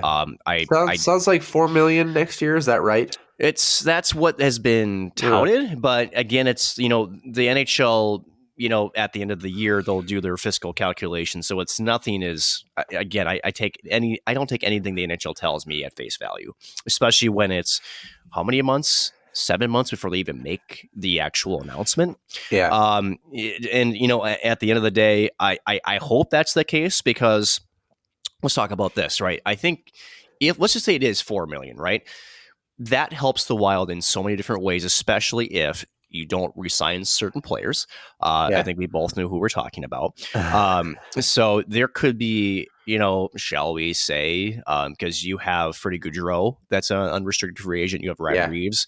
And I think that the Wild have got to hang on to Gaudreau and Steele. I think those are 2 guys that you have to hang on to. You also have Matt Boldy, who needs to be re-signed. He's going to get hang on to him too. I think, and if you're Bill Guerin, I think you're going to try to get a bridge deal out of him if you can. Give him maybe a 2-year bridge deal to get through that $14 million the next 2 seasons after this one. That's going to give you some, shall we say, cap restrictions. But if you can figure out a way to go into this offseason with about $10 million in cap space, which is not a lot. Yeah. And you can try to get another top 6 forward. I don't know. It's not going to be easy, especially when you have some players you need to re-sign. You got some RFAs coming up. Kalen Addison's also another RFA. Philip Gustafson is going to be an RFA. Yeah. So there's a lot of question marks still. But sounds like you might have you play your cards right enough to make somewhat of a splash.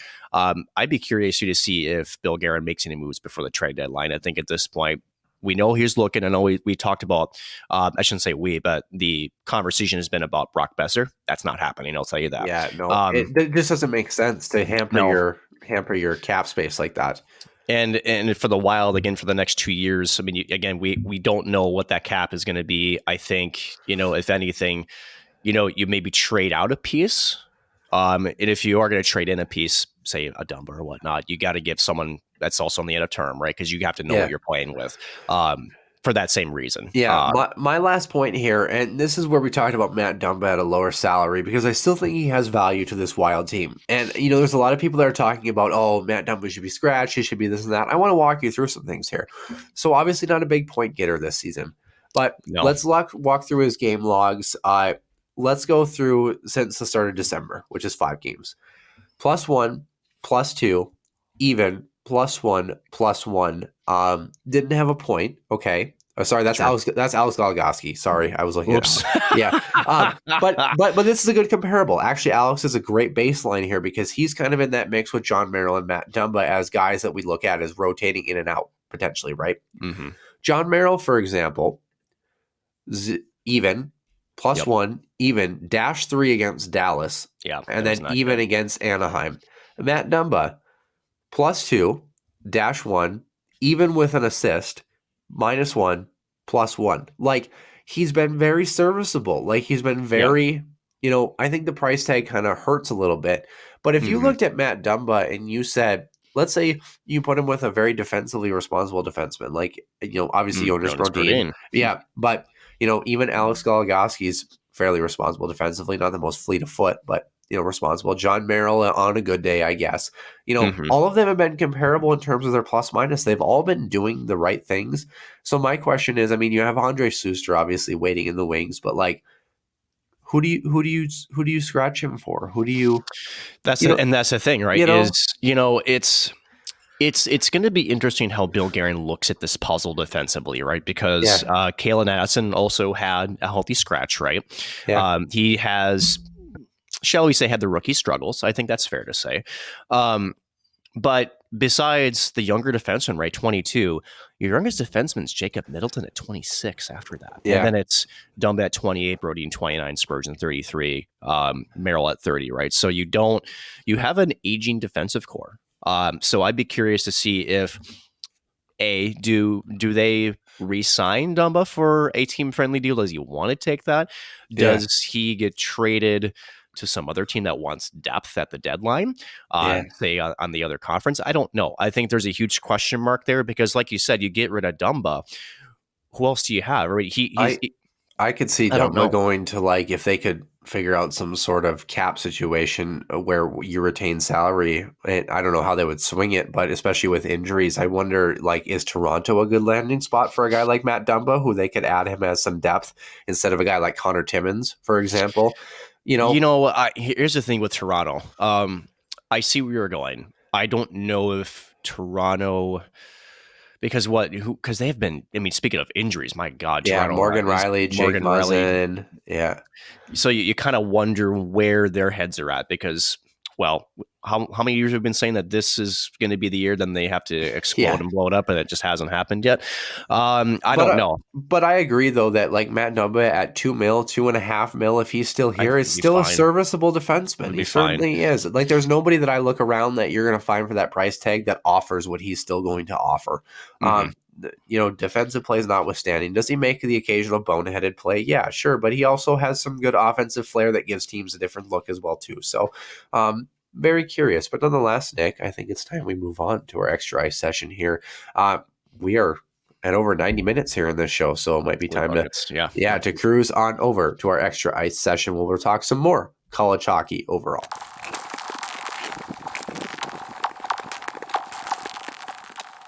And welcome into the Extra Ice Session, episode number 141. I'm Noah Grant. Nick Maxon is alongside me. Happy holiday season here in December. Good little wave. I like that. Very subdued. Very royal family-esque. Except you didn't have the thing. Yeah. I haven't practiced that part of years of what. Yeah, you say that, but with that, we know what he does at US Bank in his free time. With that being said, though, I want to know what that is. I have no idea. so obviously the pairwise, of course, as we've talked about, has been updated. As recording to when results come in. So St. Cloud has dropped to 6th. Merrimack has vaulted in the pairwise. They're certainly not in the same spot as far as the polls. Polls last have St. Cloud at 4. I would imagine they'll also drop to 6. I would think Penn State's going to go over them for sure with the split against Notre Dame. And Michigan probably goes over them with the split that they had against Michigan State. So I would say that would be about fair. But, we're not really here to talk about rankings and this and that. I kind of want to talk about, the polls. How do we interpret the polls? How do we rank the polls? What do we take from the polls? What do we take from the pairwise, especially, halfway through the season where it's kind of sorting itself out, but the math isn't quite there yet. And obviously we've talked about, yes, the focus is playoffs, tournament time, making the big dance and seeing what happens, that sort of thing. But is there some value to the polls? Is there some value to looking at the pairwise this early? How is a hockey fan, Nick, and as someone who knows the game well, like you do, how do we interpret a poll? What do we take from it?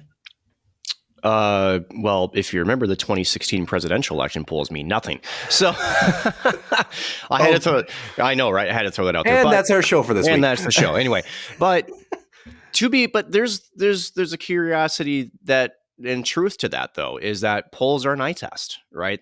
That's really what they are. Yeah. Polls are polls. It does not matter at the end of the freaking day, though. And can we talk about, for those who don't know, because obviously you take the top 20 in the poll and then you have others that receive votes. It's usually about 10 to 12 teams that get a vote here and there. Can we talk about how the polls are done as well, too? Maybe people don't know. Mostly there's a coaches poll. So you poll the coaches on the poll. How does that work? Anyway, you pull them. You pull them. Unless you're Rico Blasi, then you're lucky to get them in the hallway. Anyway. Well, you're lucky to get him on the phone too, apparently. So, at the end of it, but you can get him on the bench, snapping a stick in half. That way you can. So, and I think everybody, if you pull them, that would say, yeah, you're a little bit of angry. So, going forward though, basically it's kind of like how, shall we say, you kind of vote for the top 3 players of the game. You just go, okay, you kind of rank your teams, right? The coach is getting handed a sheet with 20 empty slots and say, okay, put your orders in. It's completely subjective. Or like college football, where it's like Sports Writers Associated Press, basically. Yeah, that kind of thing. And there's multiple college hockey polls where there's the USA Today, there's the WCHA.com poll. Yeah. At the end of it, they're polls. They're not scientific. They are an eye test. I know the Bucci, the person that everybody lauds as college hockey's most favorite curator of the game. Every time he throws out a poll, I laugh. Yeah, I really do. And usually it probably has St. Cloud down at like 9 or 10 because why do we 16 more? Yeah. And that's the funny thing about the polls, right? Is that you have folks who are on the East Coast who don't ever see us here in the Midwest and vice versa. And so the polls are tough because college hockey just does not have, I think it's fair to say this, Noah. I don't think college hockey has this, it doesn't have the same reach. It doesn't have the same, constant conversation across the nation as, say, college football, college basketball, and everything else, right? And it's hard to take in all of those games. Hockey is such a difficult thing because yes, you have like 5-1 scores or this and that, but it's not definitive like college football where Ohio State will beat Niagara 52-3. You know what I mean? Like where there's a huge separation and you can look at for 5 minutes and say, oh yeah, this is how the game went. Hockey is such a luck-based back and forth game that it's hard to evaluate that. Well, and let's take St. Cloud's results this weekend, for example. You take care of business against Miami and then you get shut out the next night and you're going, what the hell, what happened here? Right. So there's not, as you mentioned, there's not a definitive. And if you don't open up the box score and realize, 3 goals on a major power play really changed this game, they were pressing hard, that sort of thing. Not that it makes a huge difference, but like it does impact, a poll is essentially, like you said, a subjective measure of. You say that 3 times fast. Yeah, a subjective measure of how of how you look at a team, and not necessarily what their results were, but how do their results speak to the way they play the game. Yeah. If you have, so Penn State came into the weekend at 14-4, Denver's now at 14-4, St. Cloud's at 14-4, which Penn State obviously is now 15-5. You look at those 3 teams all in the same range. They're wildly different the way they play the game. Denver's the best team out of those 3 teams right now, for 100%, sure. Yeah. How much do you value the Big Ten and the games against Notre Dame over St. Cloud dropping an egg against Miami? But do you believe the NCHC is stronger than the Big Ten when you take into account your poll and you look at St. Cloud and Penn State at 4-5 or 5-6? That's the conversation you're having in your head. So this is a great time to announce that we're going to do a poll here on the Husky. No, I'm just kidding. But thank goodness. Yeah, you're like, we are not doing that every week. But that's the thing, is you're trying to take those things into account. And really, if you put St. Cloud at 5 and Michigan at 6, or you put Michigan at 5 and St. Cloud at 6, AIC doesn't give a damn when they play them in March. No.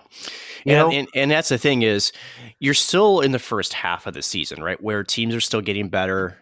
There's still a lot of movement in the first half between teams that are trending up and other teams that we maybe expected more that haven't really, so they say, delivered the results we expected. Yeah. Once we get into, I'd say, end of January, early February. Yeah, first week of February is a good feeler out for where we're getting some clarity and really where the final pieces are going to kind of make themselves known. Where it's like you look at the end of January and you say, okay, Michigan Tech has this, and this. They can't drop this one, and they've got to have this one. That's where you get some clarity here. So, and that's where the polls start to match the pairwise a little bit, right? yeah. Which is like, okay, so these teams are definitely, we know who they are. In a sense, are they, the top 10 powerhouse that we saw earlier in the season, or have they dropped back a bit? Or, geez, this team was kind of on the bubble. Man, they vaulted up in the second half, right? These teams are on a run. So it's tough early, right? And the other part of it is college hockey, all the games happen at the same time. So it's really difficult to go back and watch like full games and, you have 16 TVs on and to really take in a lot of the action. Because you mentioned, even beyond the box score, right, Noah, it's hard to really pay attention to all of it to really know how are they losing, how are they winning, what's really their strength, what is their weakness, right? Because you can't also get that just from a box score. Obviously, this is week to week, so there is a discrepancy because the poll, of course, doesn't come out until Monday for USCHO at least. But like, think about this: last week, Merrimack polled at 11. Right now in the pairwise, they're at 3. Third. So there's little discrepancies where it's hard to get a read on that sort of thing. Where it's like, that's where, when Max Veach, for example, talks about, what is going on with the pairwise, this and that, the polls say this, blah, blah, blah. It's like, yes, the math is there, but you don't have an equal playing field for the math right now because they haven't played similar numbers of games. They haven't had all the common opponents. Holiday tournaments tend to give that a little bit more, or the kind of non-conference schedule, that we're going to get, before we kind of reset for each conference starting in the second half here. So this is where you look at this and you say, oh, that's interesting. And that really, I would say, if you look at a poll and you pull anything from that, maybe even if you're looking week to week, you start to maybe see kind of the trends of where a team is going to sit, sort of thing. So you look at St. Cloud and you say, oh, they might be anywhere from 2 to 8, and that's kind of where you look at that range versus then you're allowed to look at the pairwise and you pick out Merrimack and you say, ooh, Merrimack's been doing really well. They're a top 16 team. Can they keep it rolling, or is Hockey East not as strong as we keep saying that they are? So that's what I think it kind of gives you more of an idea of things to watch for and things to have intrigue about. Like, think about when we started doing the scores week after week after week on the show. If I told you, Nick, I said, you know what? The entire month of November and December, we're going to be talking about Merrimack. You would have been like, what the hell are you talking about? Right. But they've been good. They've beaten teams that have been comparable in their conference, and they push themselves in the top 20 in the country, both in polls and obviously in the pairwise. So that's what you take a look. You look and say, Merrimack. Okay, who do they play next? Are they that good? What was the result of those games? So I think if you're looking at polls, I think that almost has more value for a casual college hockey fan, because it gives you an idea of what to look for in teams to kind of watch. Right, but they're not. Yeah. But it's not a definitive. That's the thing is it's when the fan takes the actual number and says this is a definitive, sort of ranking, right? Which it's not, right? It's a measuring stick, and it's one way to measure a team. It's, again, not, it doesn't have any, shall we say, weight to certainly the players. And like anything. I said, it'll give you an idea of where a team stands. Last week, easy to say, St. Cloud is probably a top 4 team in the country. After this week, they're probably a top 8 team in the country. Yeah. So it gives you an idea of kind of the trends and those sorts of things. And I think those things are fair. If you said Denver and Minnesota were going to be a top 4 team in the country, no one's going to bat an eye at that. Right. And, and at the end of it, like we said, no one's going to care come April if you're in Tampa hoisting the national championship trophy, what you were polling at in December. No one cares. No one cares. Because at the end of the day, you could be 16. Ask AIC. You could be 16 and take down the number 1 team in the country with poor ice conditions in Fargo, but that's a side story. Because that's the thing is, no one cares. Games in North Dakota don't go well for teams. I was there for Holy Cross in 2006, and it didn't go well. I remember Michigan Tech, that guy falling his senior year against North Dakota in Fargo as well too. Yeah, they've actually redone their entire resurfacing plant and chiller plant there at Shields Arena, by the way. Yeah, they actually have. So needed it. They've been very intentional about such things, just like AIC chipping a puck off the glass. And floating it to center ice with our defenseman flat-footed. No way. Yeah. Well, hopefully we won't be flat-footed here, Nick. No. and we'll float through into hopefully some really great fan questions. I hope we get a lot. I would love to talk all things college hockey and see what you guys think. Obviously, reaching out to other podcasts, of course, more Clappers, Weldy doing his podcast, or reach out and talk to him about, some questions we had for his show too. Of course, he's doing a great job. Mick Hatton doing a good job as always. And it's always fun to kind of hear from the fans and see kind of where the temperature is at, what they think, what they want to know. So we will be doing that. We'll be opening that up tomorrow on Monday. Look on Twitter, find us at Warming House Den. We'll have that opened up so that you can comment through essentially showtime start the following Sunday, 10 a.m., I believe. So we'll get some more details, obviously, in that tweet. As far as important dates, of course, we have a show next Sunday, the 18th. We'll be off the following week. Merry Christmas. Happy holidays to everybody. Back January 1st of 2023 as far as the show. Only game left in December is the men's hockey's exhibition game against Manitoba on the 30th. And then, of course, they're back in action the 6th and 7th against Minnesota. Women's hockey will be playing those same dates, New Hampshire and Merrimack. That will be down actually in Minneapolis at a holiday tournament as well. As far as this week, NHL hockey is consistent. Edmonton, Detroit, Chicago, Ottawa on Monday, Wednesday, Friday, Sunday in that order. Can't wait to cover it all. That will do it for episode number 141. For Nick Maxon, I'm Noah Grant, and we will see you soon in the den.